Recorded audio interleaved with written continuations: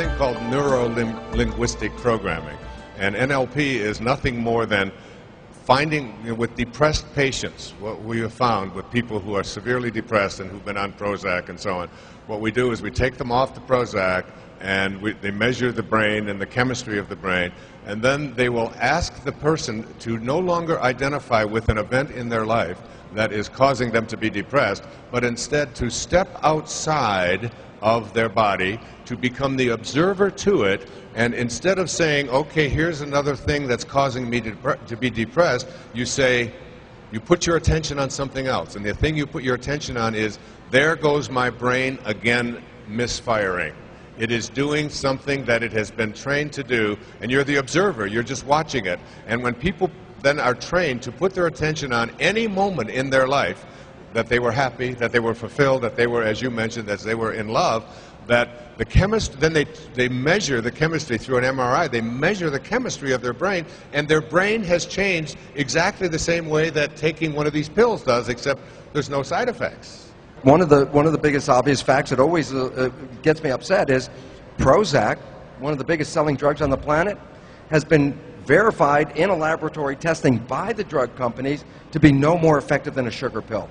And yet it's billions of dollars in this, and that's because people believe in Prozac. But that's called the placebo effect. And yet the side effects from Prozac are disastrous. Your own brain is your best pharmacy. Everything in your head will fix everything in your body. And that's all we really need to know, but we need to re-educate ourselves to access that. So the fate of the cell was controlled not by the genes, the fate of the cell was controlled by the environment. We see ourselves as single individual entities. This is a misperception. You are not a single entity, you are a community, because the living things are called cells, and you are made up of about 50 trillion cells, so your body is a community. And why that's relevant is when I would work in my cell cultures and I'd take my culture dish and put it into a bad environment, the cells will physically get sick, you can see that, they'd stop growing, they start dying, and then I'd take that culture dish, same dish, move it out of that bad environment, put it into a good environment, the cells would immediately recover, start growing and reproducing and flourishing. Why is that important? Because think about this as who you are. You are skin-covered petri dishes.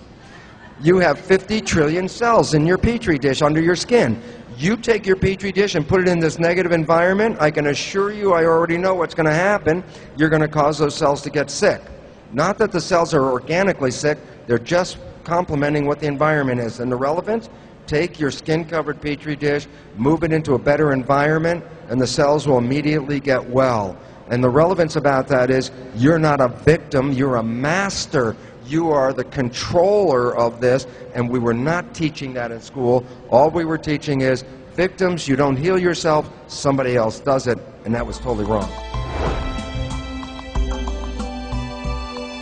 Bruce, you were saying you change your thinking, and that is what erases, essentially, the disease. But how do you tell your cells from your mind, go do it now, please? I mean, is it that simple? Well, it's simple, and then there's a little mystery. So let's clear the mystery up. There's two parts to the mind. There's the conscious part and the subconscious part. And they're profoundly different pieces. They're not the same thing. The conscious part has your source, your spiritual connection to it. It's your thinking mind. But here's what's important. The conscious part is the part of the mind that has your wishes, your desires, your aspirations, what you want from life. The subconscious mind is a machine. It's a record playback device. You habituate a program, you repeat something enough times, it's recorded in the subconscious mind, you push the play button, and it continues to play that for the rest of your life unless you rewrite the program. There's been a tendency for us to think that we run our lives with our conscious mind. I want this in my life, this is my desires, these are the things that I want. So we have a perception that our conscious mind is running the show.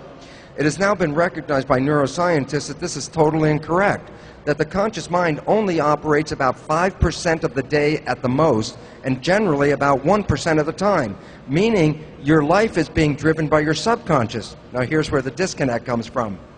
The primary programs in your subconscious mind you acquired from other people. We now know very clearly that we are already downloading programs in utero. When we are in a fetal stage, we're already downloading behaviors that we're acquiring from our parents. And when you're born, it's already been determined about half your personality is already established at the time of birth.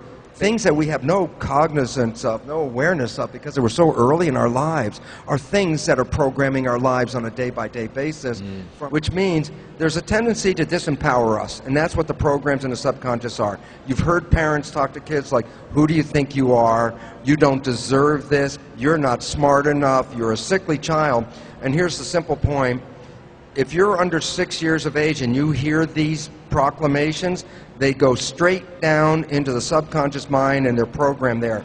Now you ask, why is my life difficult? And the answer is this: because only 5% of your life is coming from what you want, and 95% is the program from the subconscious mind, which is programmed by others, and almost all of that is limiting your ability. So 95% of the day, you're not following what you want, you're following other people's programs.